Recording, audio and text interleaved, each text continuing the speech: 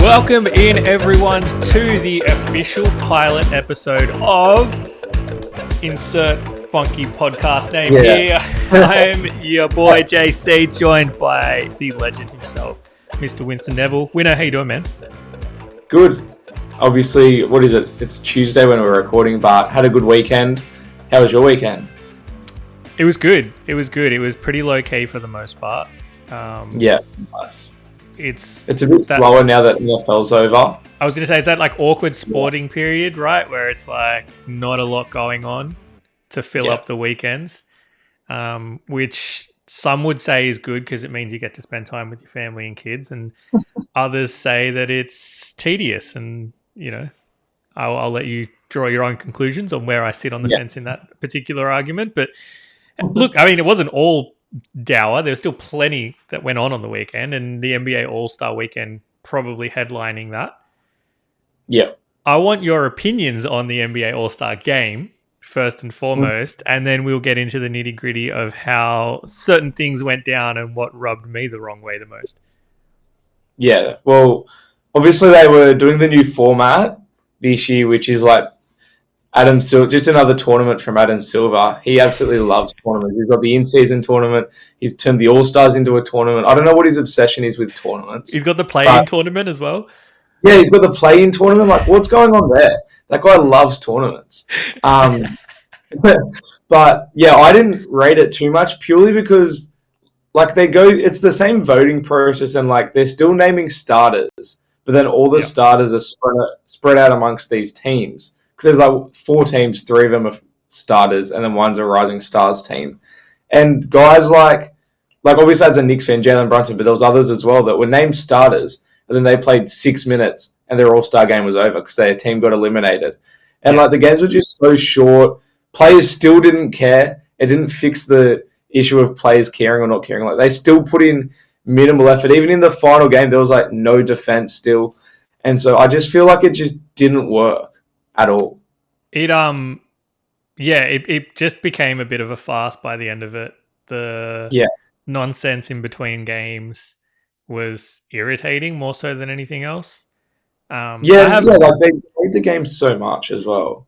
Like I have a few issues with it, right? And away from the actual structure of the day itself, the tournament, I think TBC, it wasn't great, but it's never going to be great if the players don't care. Like, it doesn't matter what you do to change the weekend and the format. If the players don't give a shit, then the product's going to be shit. Right? Yeah. And there's 2 parts to this. Number 1, you give idiots like Shaq and Draymond Green and Mike, and you let them tell you how shit it is and how it's terrible, the idea's terrible, the product's terrible, the game's terrible.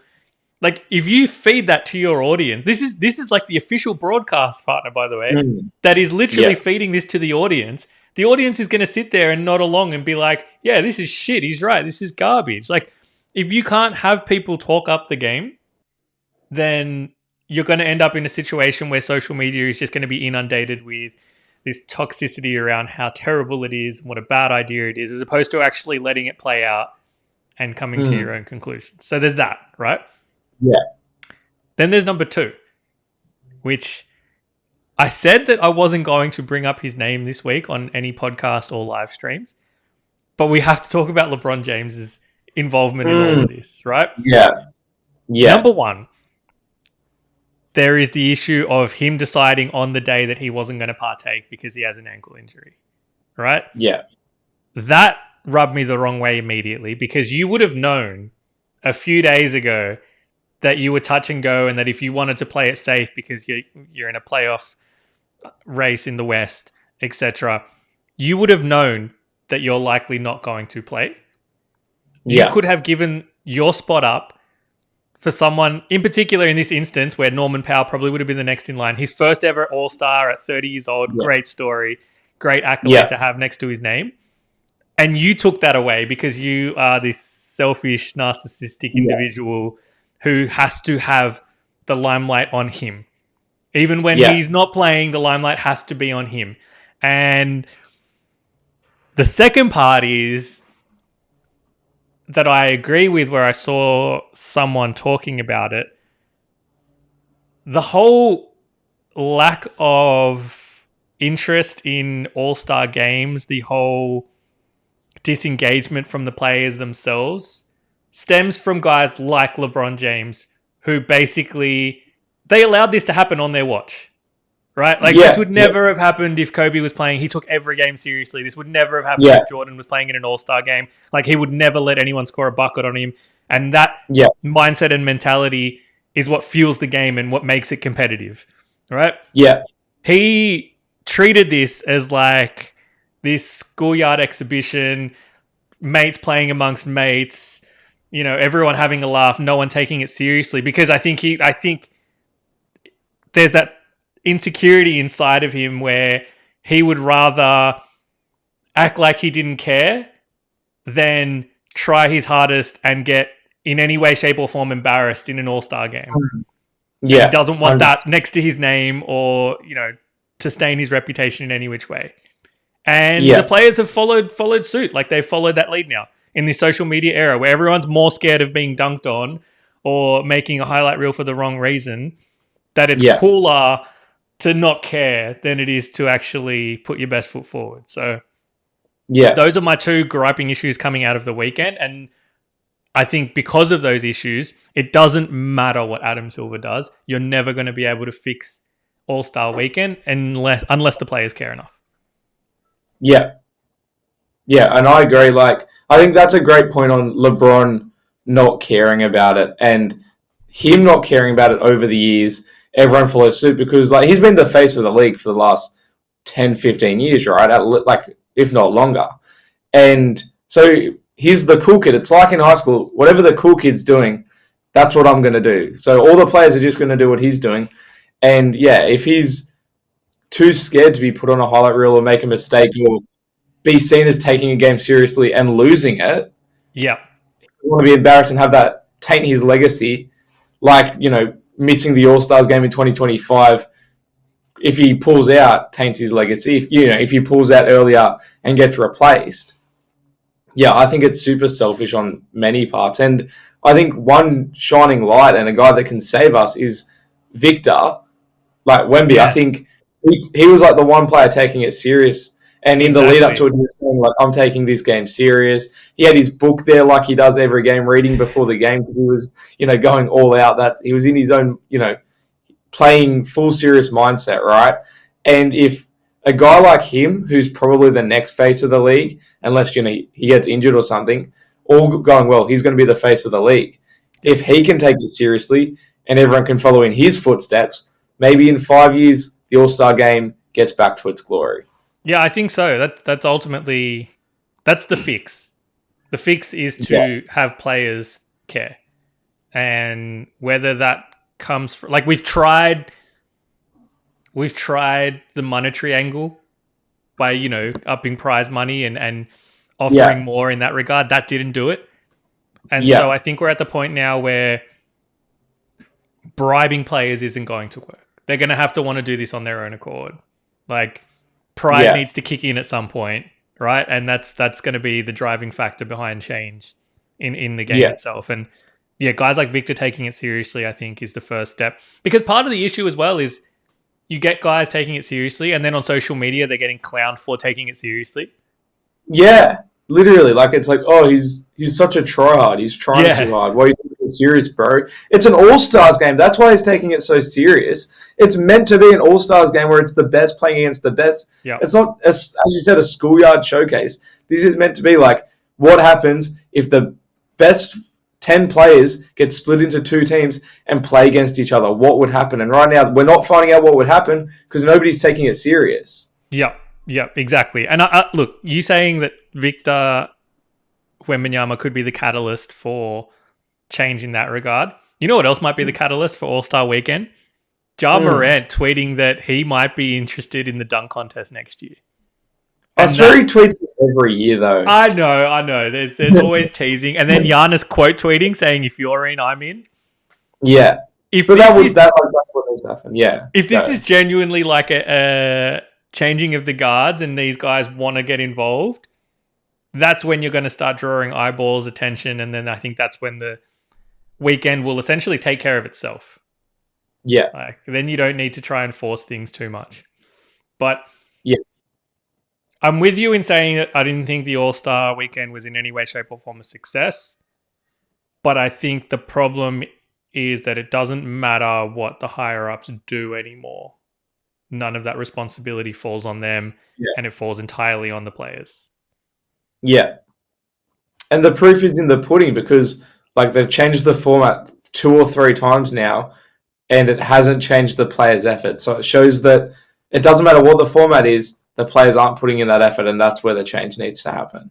Yeah. Yeah. And you need to just get idiots like Draymond Green off the mic and stop talking down on the game. Like, your target audience is apparently, the youth. They're so susceptible to what they hear and see that if they hear and see a player telling them that something is shit, they're just going to blindly follow.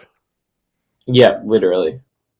Anyway, I'm glad we've done way better. Like, even just the broadcast, even just outside of them trashing on the day, like the whole time, just like having Kevin Hart there just telling like dumb jokes. It was just so poor. And the amount of stoppages inside the games for, a dance cam or, just extended breaks. But that's not helping the players care, is it? When the players have to sit on the bench for 10 minutes so they can try and get some crowd involvement. Exactly. Let the players play.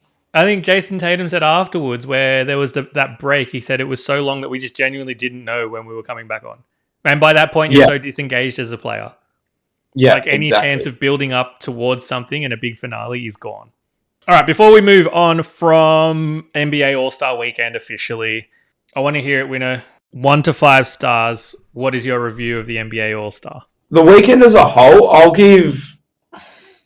I'm in between 2 and 3 stars. Like, I'll give it 2.5 if I'm allowed to give half stars. Like I enjoyed the dunk contest despite no, notable, like highly notable players in it. I thought the dunk contest, Matt carried that obviously, and then there were some good moments of the weekend. So I'll go 2.5.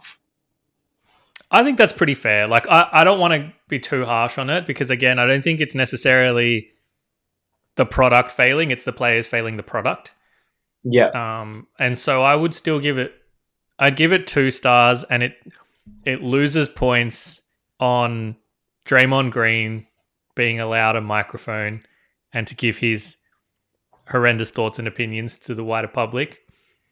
And, of course, on LeBron James being LeBron James and somehow making it all about him when he wasn't playing. Speaking of big events in America, the NRL is back, and it's back in Vegas this year. Yeah. Your man, Peter V'landys. Have you seen the video, firstly? The hostage video? Yes, I have. What was your immediate reaction? I feel like almost it was like, is this AI? Like, is this real? Like, I think that's everyone's reaction, and it's hilarious that that's the first thought because it just highlights how cringe and ridiculous it is. It was literally a hostage video. It's one of those videos where you think it's AI because you think there's no way anyone in their right mind would produce this and put it out to the world, let alone the head of a governing body of a major sporting country. Yeah, literally. Like, it felt like an SNL skit. Yeah. It was just so bizarre. Like, you're watching and going, is this really the chairman of my favorite sport on, like, pitching to Donald Trump on a program that Donald Trump's probably not even watching? Just, like, the most desperate attempt ever. And the vibe was hostage video. Like, he was clearly reading off a script. It felt like he was being held at gunpoint, being forced to read off handwritten cue cards. And it's just like, the amount of times he said, Mr. President. Oh my goodness, the Mr. President got me. Mr. President got me every time by the end of it. Mr. President. It was just insanity. It was so cringe. Like, part of me still wants to believe that it's AI. Just because I feel so like the secondhand embarrassment I get from that video Yes. is so strong that I wish it wasn't real. If this hypothetically falls on Donald Trump's desk and he watches it, like you can't watch that and take this person seriously. So it's a lose-lose situation. Donald Trump's not dumb. He can see that you're clearly trying to suck up to him. Like the pandering and like the reference of like Fox News being this unbiased I was about to network. bring that was my favorite part. I know you enjoy watching this program, Fox and Friends, which is a good, honest, and unbiased program. Like, what are you saying right now? What like, are you doing? But at the same time, like, it's the most rugby league thing ever because this is just what rugby league is. It's just like it's so shocking and surprising and unbelievable. But at the exact same time, it's like, oh yeah, this makes sense. Like, this is Peter V'landys, it's rugby league. It just makes sense. We want to introduce you to the toughest game on earth, rugby league. I need your final verdict on the video. If you were to give it a rating 1 to 5 stars, where does it sit? Oh, I just think of, like, obviously no Australians are watching Fox and Friends. It's an American program, so nobody over there knows who Peter V'landys is. And I'm just picturing like anyone, because I think it was played during like the NASCAR or something, wasn't it? Yeah. And like, imagine sitting there watching it, and then this dude that you've never heard of comes up just begging the president to watch this sport that you've also never heard of. I'm just like, know your audience. I can't give it more than 1 out of 5. It just wasn't the right move at all. 1 out of 5 is generous. This is literally one of those situations where when you write a review, you're like, I wish I could give this 0, but I had to give it 1. Yeah. How did you even tee that up? How does he get there? Who is he hitting up to be like, can I beg your president to watch my sport that he hasn't heard of? Like, that's just crazy to get into that situation on Fox and Friends during the NASCAR. It just blows my mind. Crazy. Like, just absolutely crazy. And I just, like I said, to this very moment, wish it never happened.